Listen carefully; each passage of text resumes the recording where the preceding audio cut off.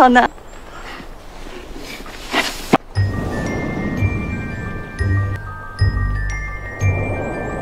어우, 소름 끼쳐. 고문이라.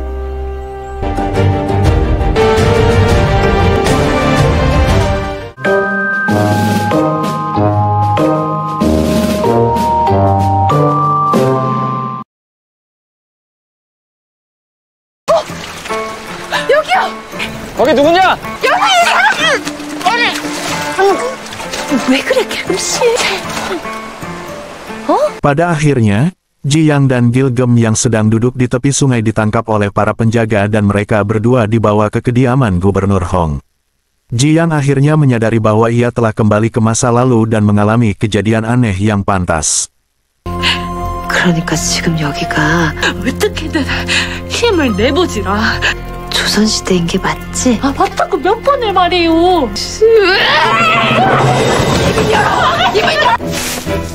Para inspektur Chai Hong tiba dan membagi para wanita menjadi dua kelompok. Ji Yang dan Gilgem akhirnya masuk dalam kelompok yang tidak akan dibawa menghadap raja. Sebaliknya, mereka diperintahkan untuk memasak di dapur. Hal ini terbukti menjadi masalah karena bahan-bahannya sangat sedikit dan semua pelayan dapur telah melarikan diri. Ji Yang akhirnya membuat kesepakatan dengan putra gubernur. Jika dapat membuat tamu mereka terkesan dengan hidangan yang lezat, maka semua wanita itu dapat pergi. Ji Yang menerima tantangan itu dan memutuskan untuk memasak steak. Sayangnya, dagingnya sangat alot dan ia terpaksa menggunakan proses sous vide agar empuk. Sementara itu, Raja Yiheon menemukan ikat rambut Ji Yang di tepi sungai dan menyadari bahwa ia telah dibawa sebagai bagian dari Chai Hong. Makan malam kemudian disajikan, tetapi tamu Song Jae dan Seo Hong mengeluh karena mereka hanya diberi sedikit potongan daging. Ji Yang meminta para bangsawan untuk setidaknya mencicipi makanannya dan setuju untuk mengorbankan nyawanya jika rasanya tidak enak. Jika enak, mereka setuju untuk melepaskan semua wanita itu. Mereka pun melakukannya, dan meskipun jelas mereka menyukai makanannya, Song Jae berbohong dan mengatakan rasanya hambar. Sebagai juru masak, Ji Yang diseret untuk dihukum. Tiba-tiba, sebuah suara terdengar menuntut mereka berhenti, tak lain adalah raja.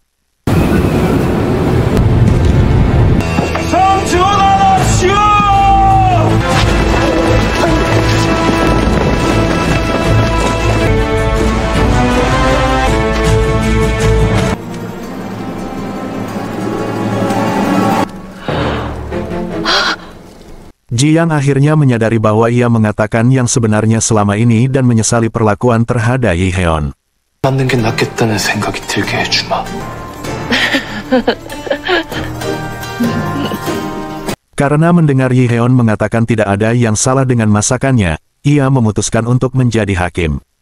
Ia menggigit dan jelas menikmati hidangan itu, terutama bubuk MSG yang diciptakan Song Jae untuk meniru MSG. Song Jae menyadari bahwa Ji Yang adalah seorang pencinta kuliner sejati. Yiheon kemudian menanyakan serangkaian pertanyaan tentang latar belakang dan asal-usulnya. 네 이름이 무엇냐? 연지영입니다. 영가라. 나이 27이요. 멋이라. 그럼 지아비가. 아, 저 아직 미혼이에요. 그럼 넌 어느 쪽에서 왔느냐? Ji Yang memutuskan untuk mengambil risiko dan mengatakan bahwa ia berasal dari masa depan. Tentu saja, Yiheon hanya berpikir ia sudah gila. 미쳤다고 생각하는 거지? 정신이 온전치 않은 것은 너를 살렸다. 그래, 나도 믿기지 않으니까. Sementara itu, Hong Eun-uke menepati janjinya dan membiarkan Ji Yang dan Gilgem pergi. 무슨 일이냐? 전하께 반상을 올렸던 숙수들이 옥사에서 도망을 쳤다 하옵니다. 뭐라? Saat kedua wanita itu berjalan melewati hutan, Ji Yang meminta Gilgem untuk ikut dengannya ke masa depan karena ia tidak memiliki keluarga. Mereka sampai di tebing dan mencari tas Ji Yang, tetapi Yiheon, yang mengetahui mereka melarikan diri, menangkap mereka.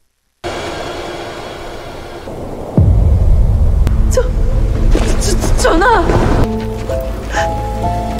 Ji Yang memohon agar ia diperbolehkan mengambil kembali tasnya. Ia menyuruh seorang pengawal mengambilnya, tetapi ia langsung melemparkannya ke tebing. Sang pengawal berkata akan melakukan apa saja untuk mendapatkannya kembali, yang tampaknya menarik perhatian Yiheon. Kemudian, kedua gadis itu dibawa ke istana dengan borgol versi Joseon. 전하, 하시는 연유가 무엇입니까? 곱게 죽이고 싶지 않아서?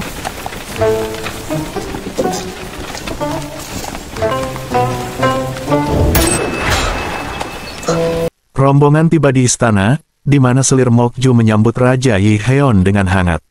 Raja kemudian memperkenalkan Ji Yang kepada selir Mokju, memanggilnya Guinyao dan menyindir bahwa ia punya rencana besar untuk bakatnya. Ji Yang mengingat Mokju sebagai orang yang menjerat raja dan menyebabkan segala macam tirani. Yi Heon berjanji pada Ji Yang bahwa ia akan memohon kematian pada Yi Heon.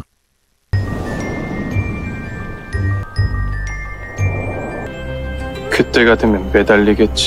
제발 살려달라고. 어우, 소름 끼쳐. 고문이라도